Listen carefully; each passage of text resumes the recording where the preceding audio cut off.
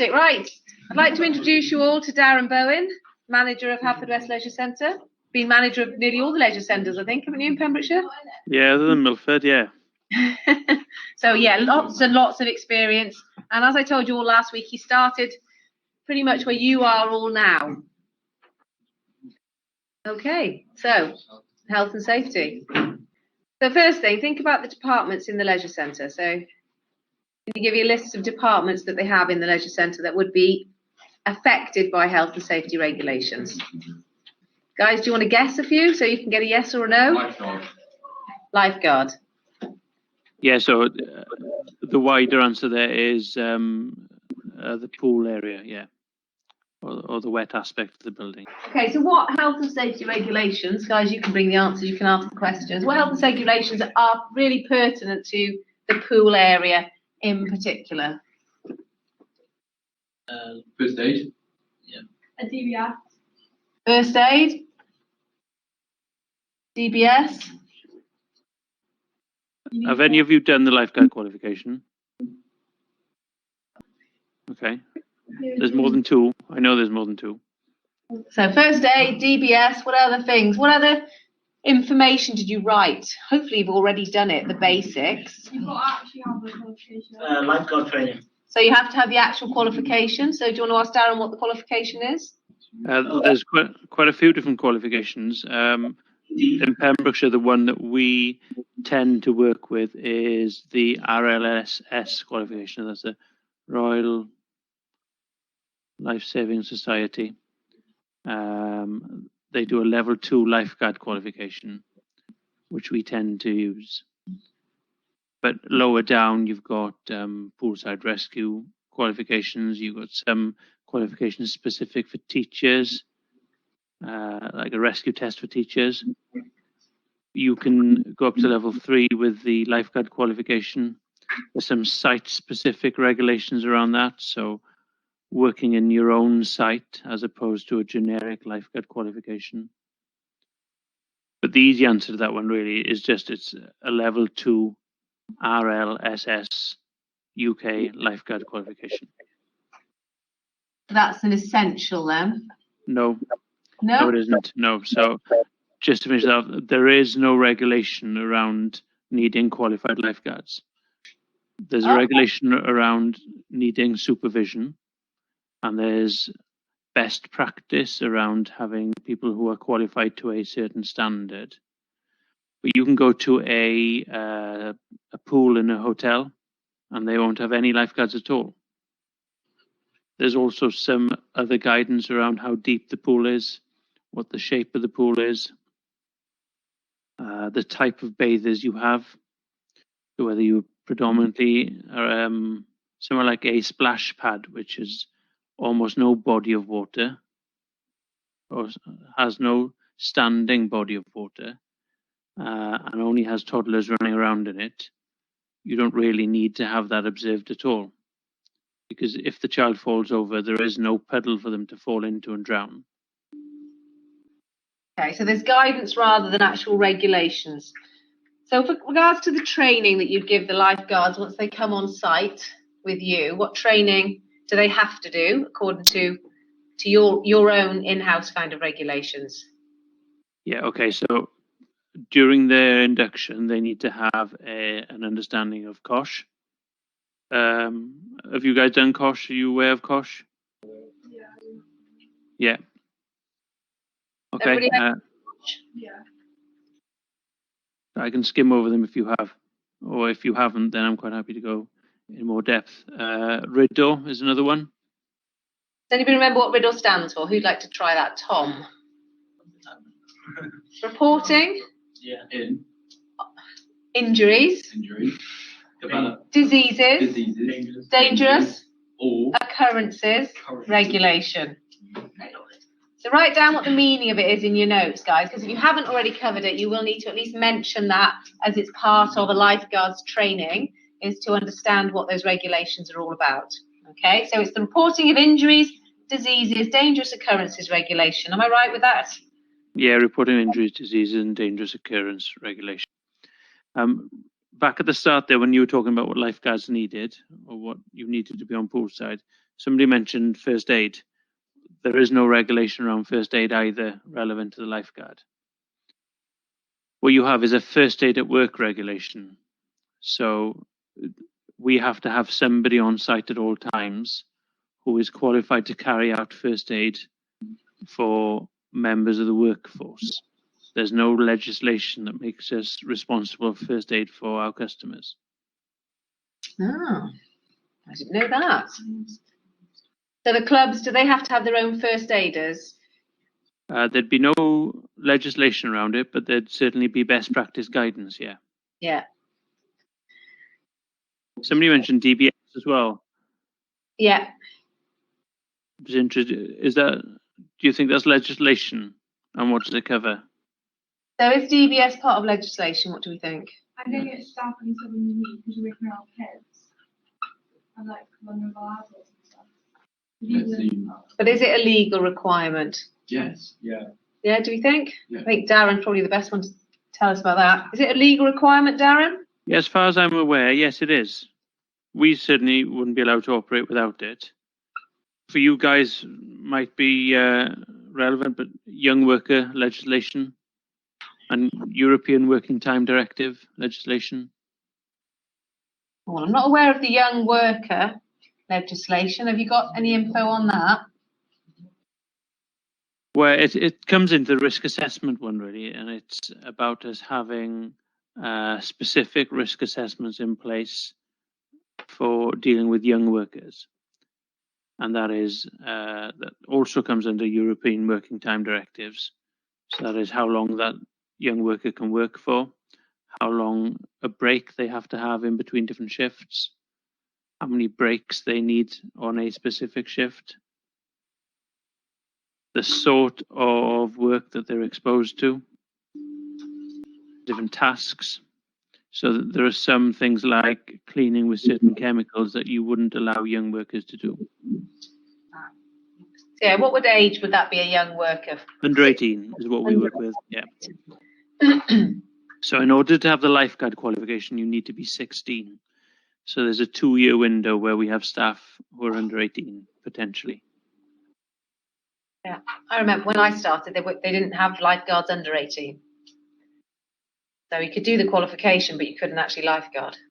Maybe that was just time. That was to do with pay, I think. They were paying under 18s less than they were paying over 18s.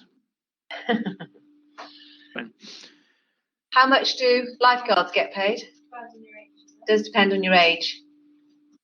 Not with Pembrokeshire County Council, no. Oh, there you go. Not with Pembrokeshire County. There's a set minimum wage, which is another legislation. And we looked at minimum wage. Were you here when we looked at minimum wage? Be lifeguard. Yeah, but the council may not be the minimum wage. It may be above that.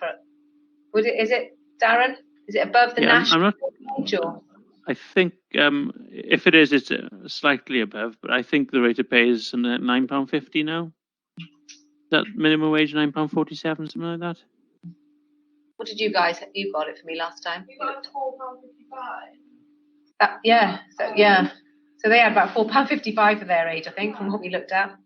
They were, yeah. So I think what you'd have is a national minimum wage for over 18s, and the council has adopted that for all workers. So there you go. You guys would get better with the council, whoops, because of their policy that they've got. That's a bonus. Owen's getting excited. He's thinking, I can't wait to start lifeguarding. Going to be a beach lifeguard, Ollie. Well, that's fine in the summer, isn't it? He's watching too much Baywatch. All right, move on. Should we PPE? I'm guessing you've all heard of PPE. PPE, guys. What is PPE?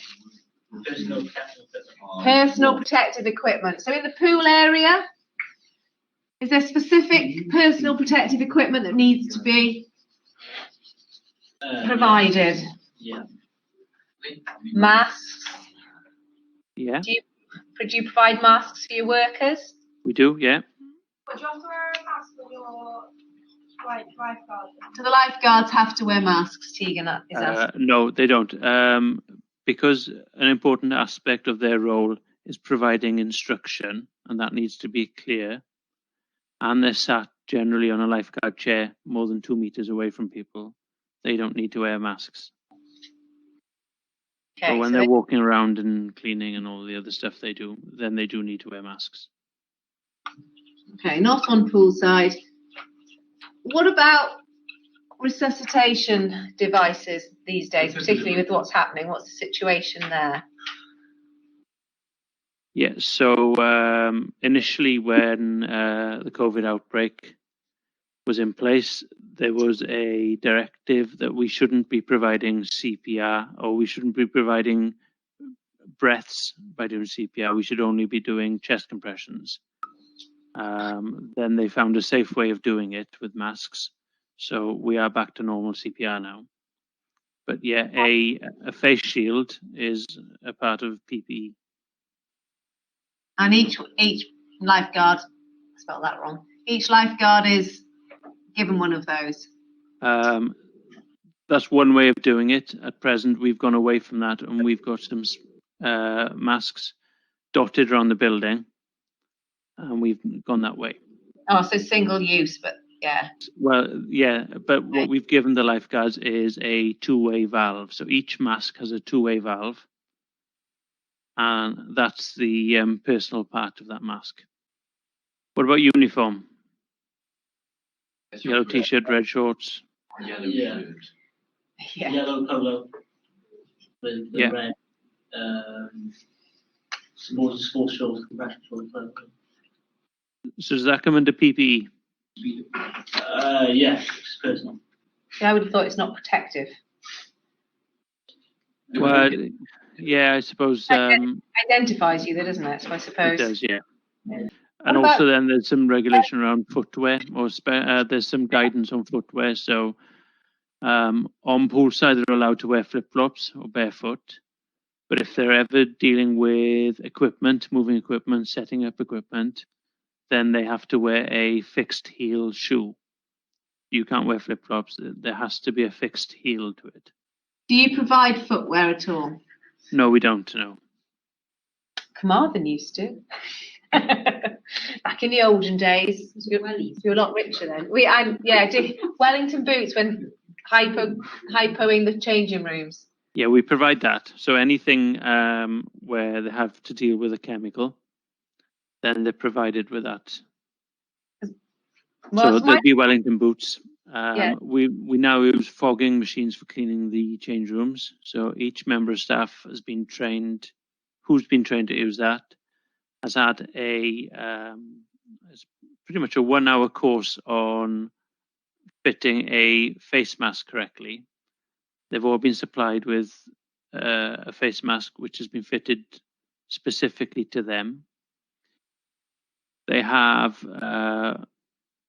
full covering overalls, which are paper-based overalls for dealing with the chemicals, goggles and gloves and boots. Right. So if you're dealing with chlorine, you need special masks that go down to a certain particulate level.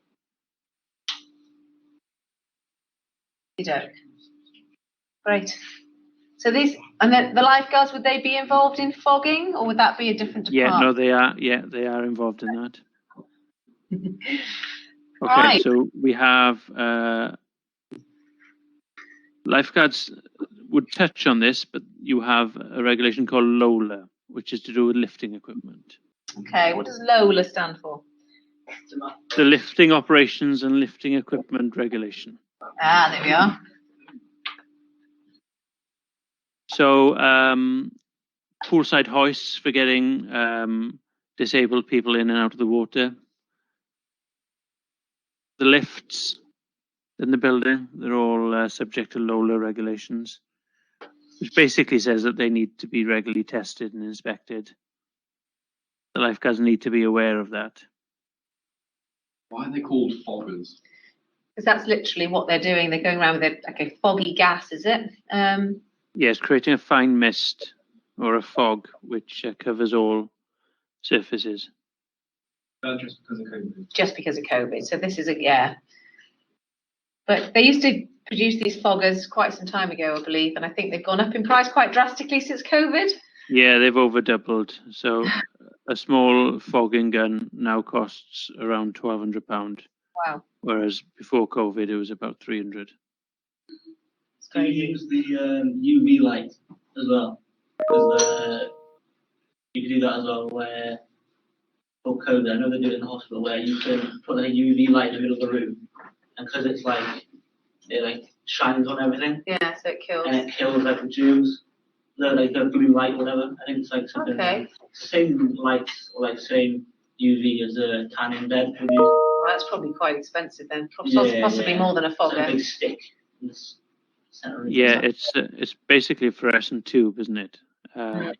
But I haven't heard whether or not that kills COVID. But we have a UV system which cleans our pool water. So all our pool water is passed through a UV system, which kills almost all the bugs in the water.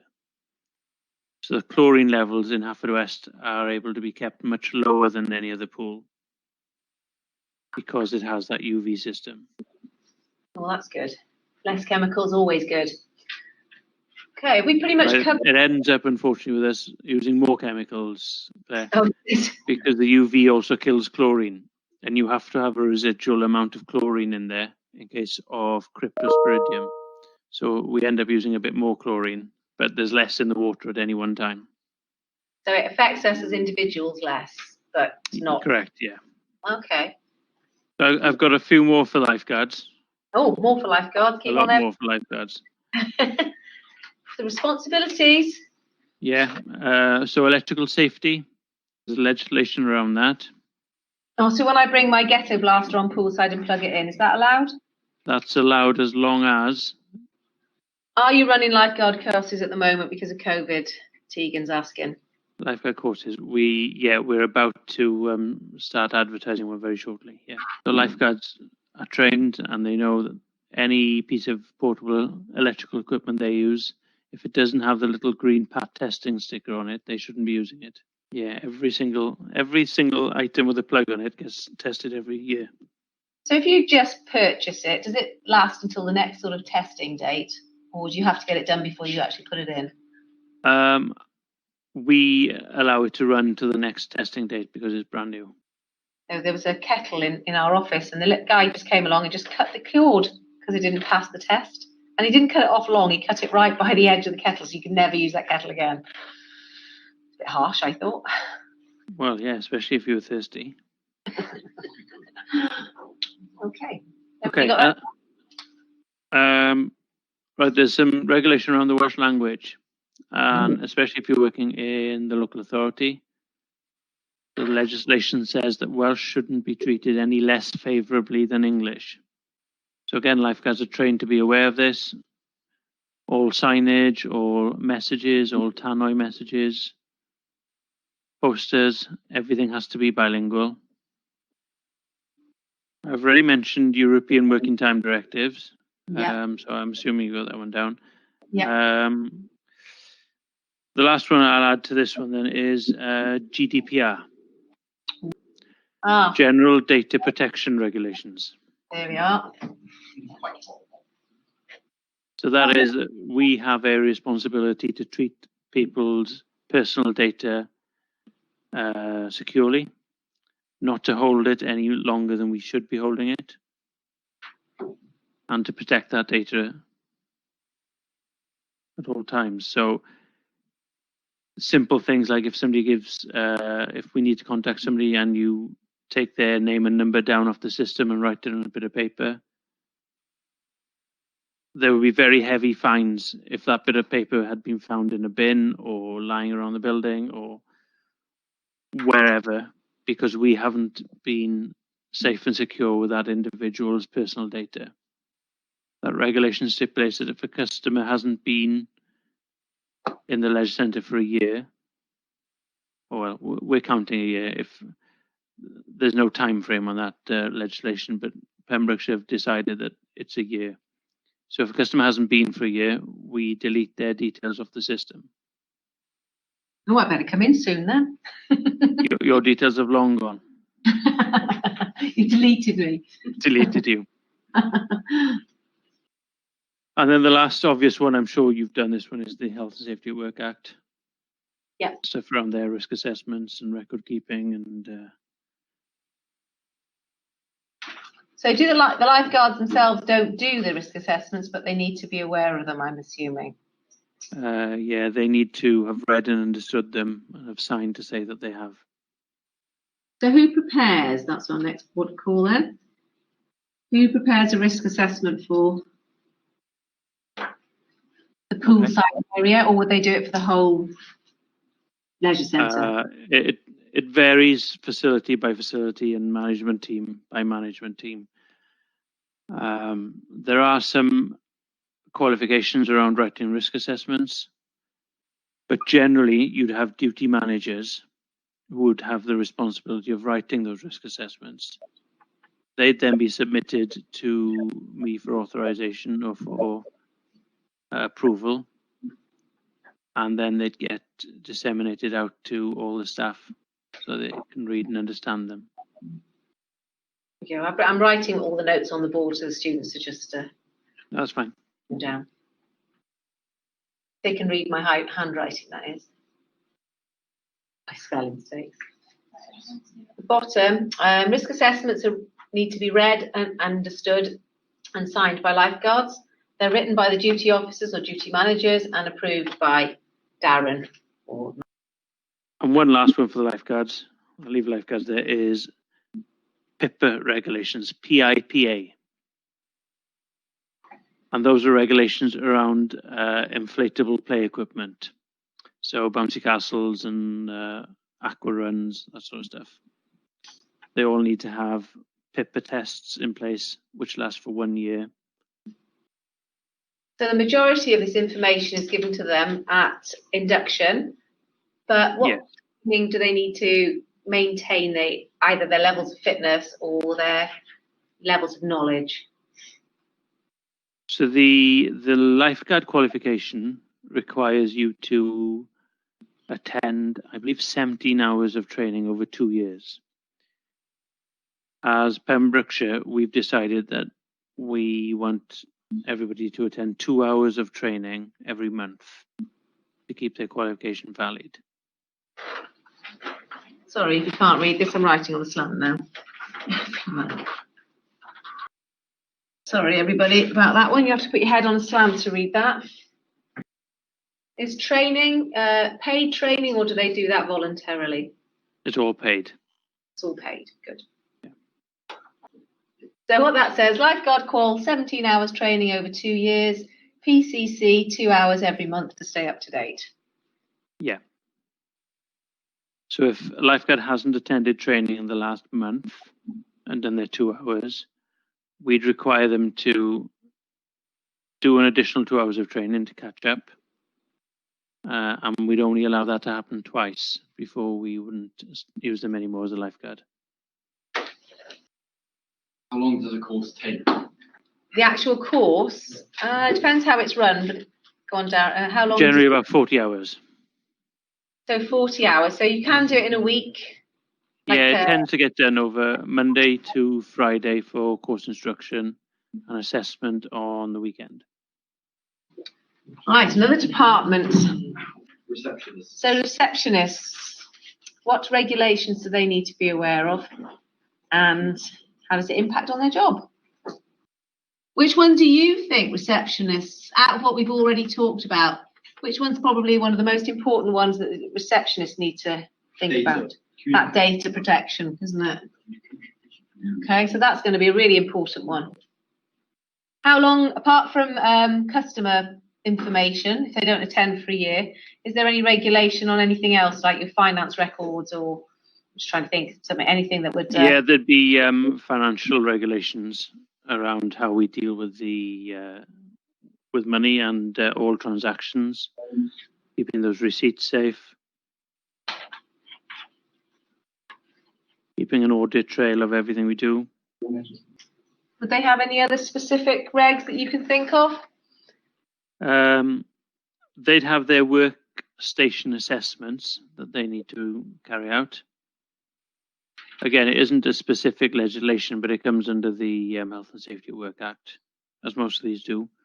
So they need to carry out an assessment of their workstation to make sure that it's suitable and not likely to cause them injury or harm.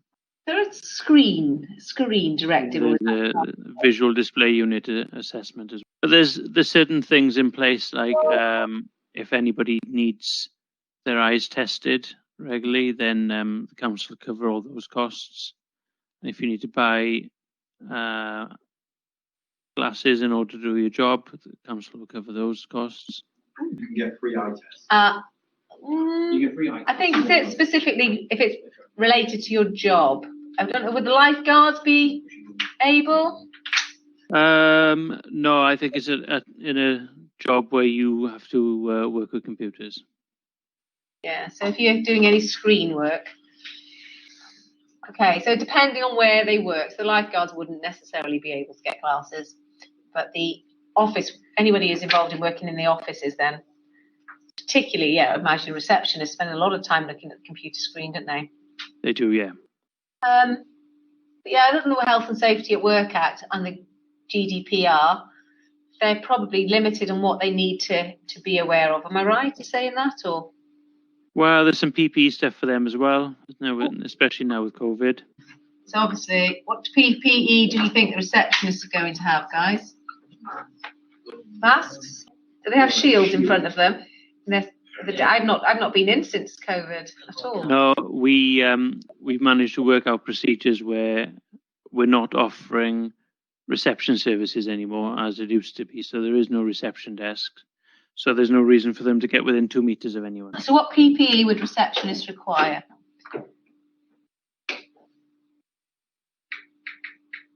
Any ideas? Uniform. Well done, Ollie. Uniform? Are we going for uniform? Do they have a uniform? Yeah, mask and uniform. Up until it comes to their cleaning roles. So they would be required to use some cleaning chemicals, so then they need gloves. Okay, so they would have to know a little bit about COSH. Yeah, they definitely need COSH, yeah. Ridor. Would they be doing RIDOR as well? Would they report injuries if it came to the reception area? They need to be aware of it, but the RIDOR, the actual reporting aspect of RIDOR all comes down to duty managers. Would they need a DBS as well? Is that part of the county council regulation? Yeah, everybody at the moment, everybody who works for the council has to have a DBS, irrespective of their role. Some people are level 1 and some people are enhanced, standard and enhanced. Okay, so if we work the council, we're going to have a DBS. So they're going to have to be aware of COSH and RIDOR just aware of RIDOR really rather than implementing it. But COSH, they'll need to make sure that they put back any chemicals that they've used in the correct place and not break the bottle and then put it into a pop bottle. Again, electrical safety, Welsh language, young workers, European Working Time Directives. DDA is another one that they both need to be aware of. DDA, what's that, guys? I don't think we've covered it in class, so if you can come up with it, that would be great. Danger, defence, attack. It might be, but no. Good try. But to be fair, DDA doesn't exist anymore. It's been taken in by another one of the regulations. Oh, is it? But it's about ensuring that people with disabilities have fair and equal access to those people without disabilities. Okay, so I've written down what DDA stood for, which was Disability Discrimination Act. And to make sure that disabled people have exactly the same opportunities as able-bodied. Yeah, I think it's been taken into the Equalities Act now. I'll put Equalities Act in brackets there. There's another policy that the lifeguards need. I'll just come back to quickly. Is DNR disclosures. So it's where people have a do not resuscitate disclosure on them. So this is back to lifeguards. If you got it on a separate page, guys. Yeah, all staff would need that. Actually, oh, okay. Just to be aware that if somebody has a DNR disclosure. And would they put that in in a membership anywhere, or? No, I believe those people have a pendant of some sort which they wear. But our policy is to carry on with CPR until the ambulance arrives. And it's for them. And they will make the call on DNRs. So that's covering reception. Any other areas in the leisure centre that you think it might be? Fitness suite. People within the fitness suite, is there anything extra or additional or different that they need to be aware of?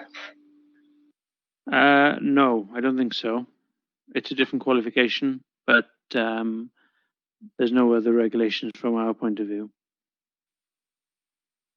What about, you've just managed, well, not managed, you've just unfortunately having to take on the cafe again because we've lost Andrea, I believe.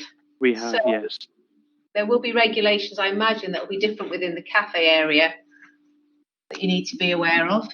There will be, yeah. Yeah. Can you guys think of anything specific to food preparation? What about, think about how they store your food, for example, you know. Yeah, storing like correct temperatures, so like freezer, fridge, whatever.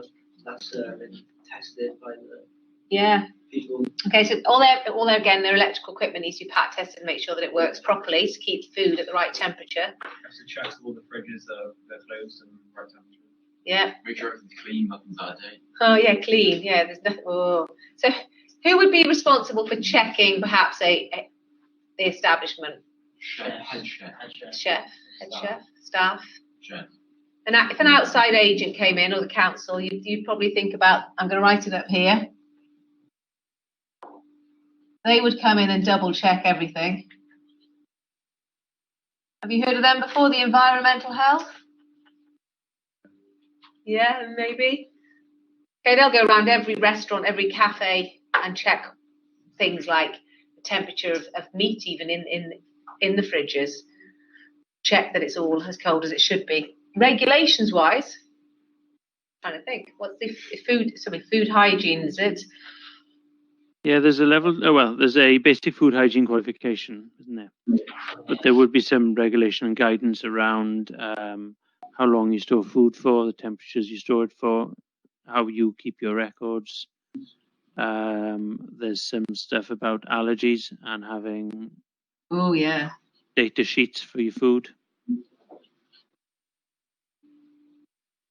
Yeah, so cross-contamination of any type. Okay, yeah, so I do remember years ago when I used to work in kitchens, we had different coloured chopping boards, for example. Oh yeah. And that was for your salads, Yellow, your green, cooked meats. brown, white. Yeah, I can't remember what they all are now, but so things like that. So you've got lots of regulations and lots of rules with regards to doing that. But you would have to, I imagine, do the food hygiene qualification. Yeah. What you were mentioning there, that comes under COSH again, though. The dealing with chemicals and PPE. So, dealing with it. Oh, PPE. PPE in the cafe. Apron, hairnet. Yeah. Like, be careful of knives. Gloves. Gloves. I think gloves are far more prevalent now, particularly in food establishments, aren't they, because of COVID? A lot more people wearing and gloves. food preparation, yeah. Yeah.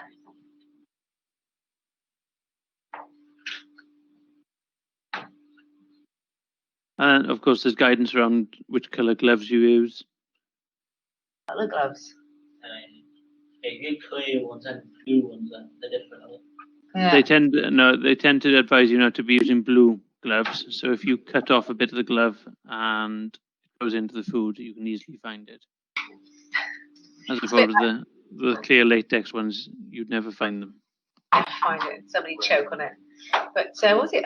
They're plasters as well, isn't it? Yeah, pastas tend to be blue now in food preparation. Otherwise, you could be it's a bit chewy. Oh, horrible. Well, I think the kitchen one, there's one more there, which again is relevant to all parts of the building, but fire regulations. Oh, fire eggs. That takes into account fire exit routes or fire safety routes and fire extinguishers, how often they need to be checked, how often the fire smoke detectors, what sorts you should have in kitchens around the building, how often they should be checked, whether you need sprinklers in place, what types of extinguishers you should have.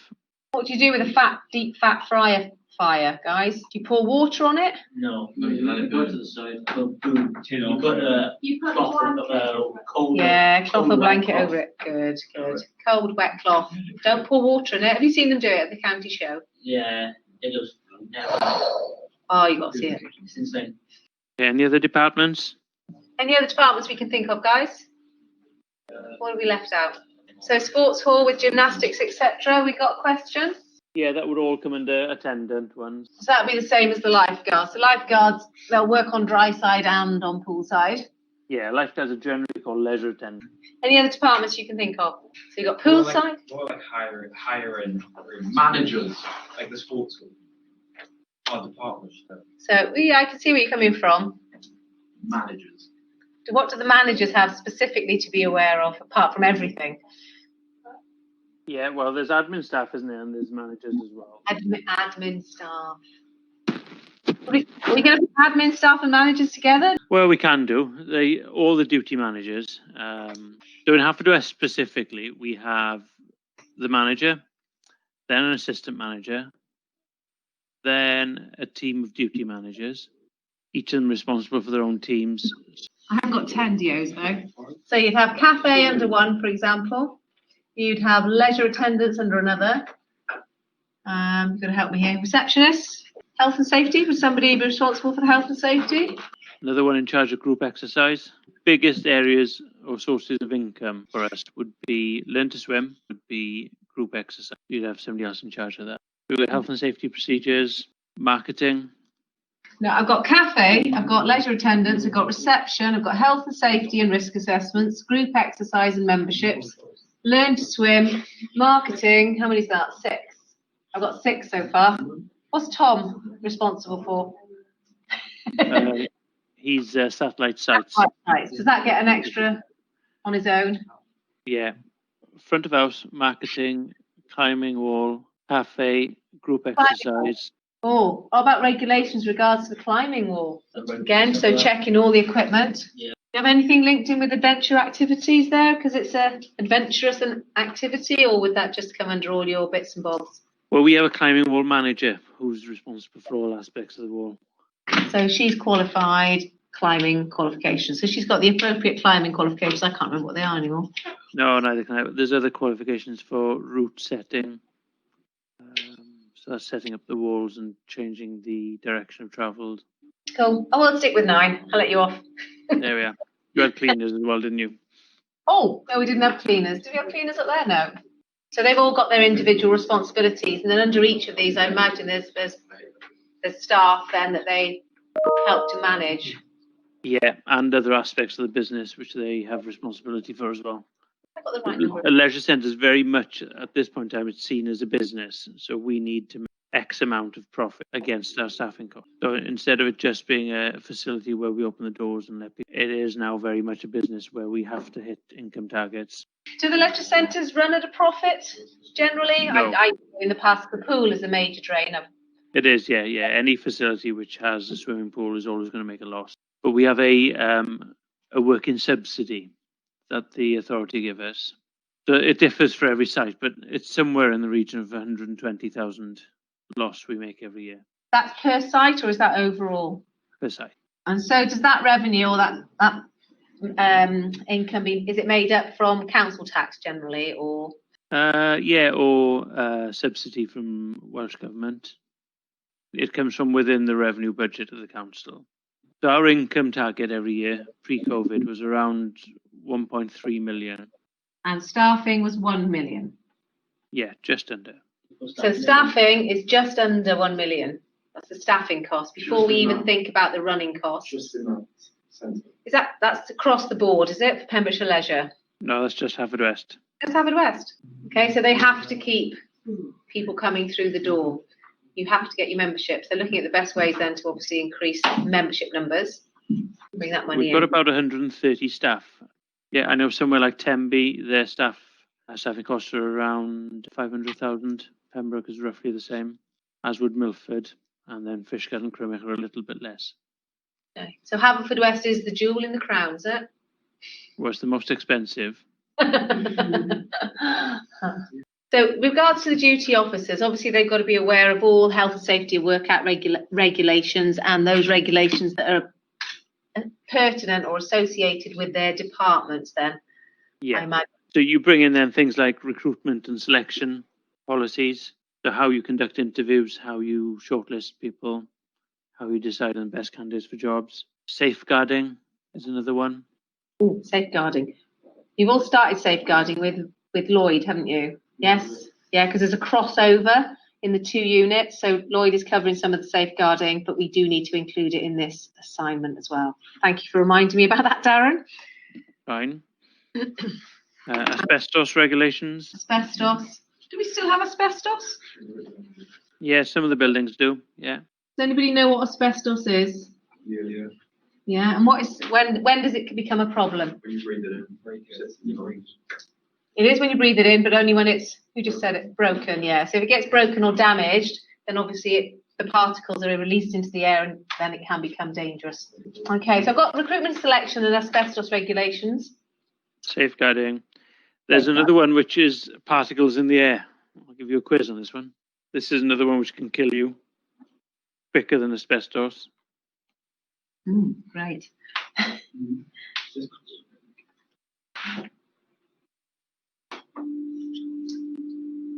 Nitrogen peroxide. Is that one? Nitrogen peroxide? Yeah. Ooh. Or like the, what is it? Is it not? Oh, chlorine gas? No, is it not one of them? Yeah, it isn't the one I'm going for, but yeah, chlorine gas is quite dangerous as well, yeah. That comes under COSH.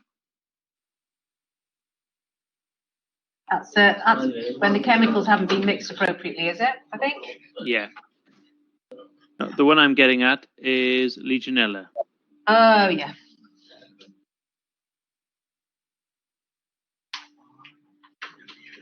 Okay, so do you want to ask Darren what Legionella is, guys?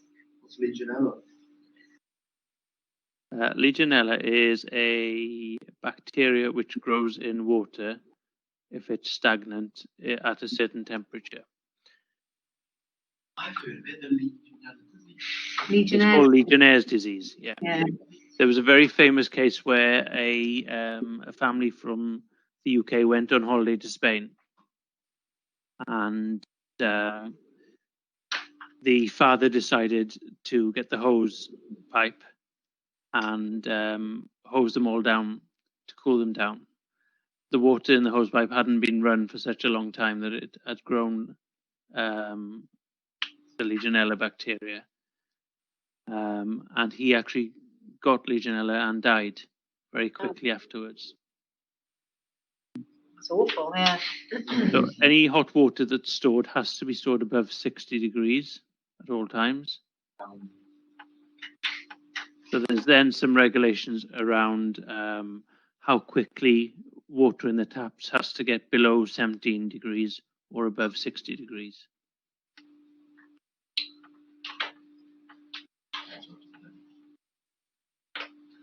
Now, constantly, I'm going to ask this question because I keep getting asked it, and I've never answered it because I don't know the answer.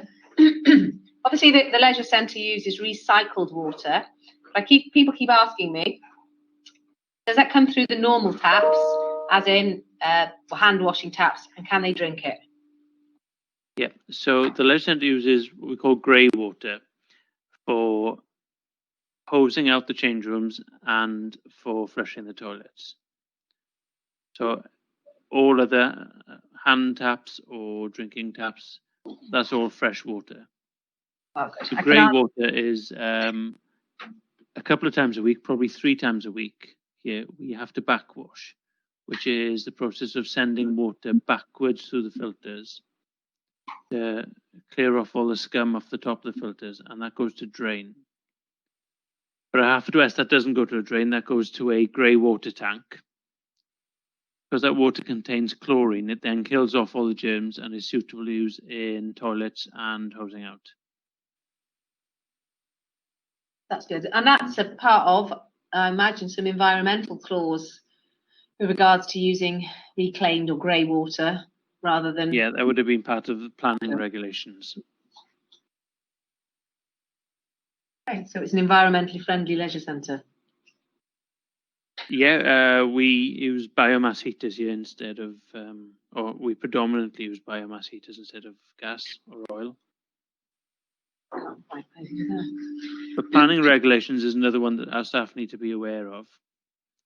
So there's certain things like at Caerhelen, one of the clauses of planning was that there are bats in Caerhelen, and before November we're not allowed to turn the lights on the AstroTurf because that affects the bats.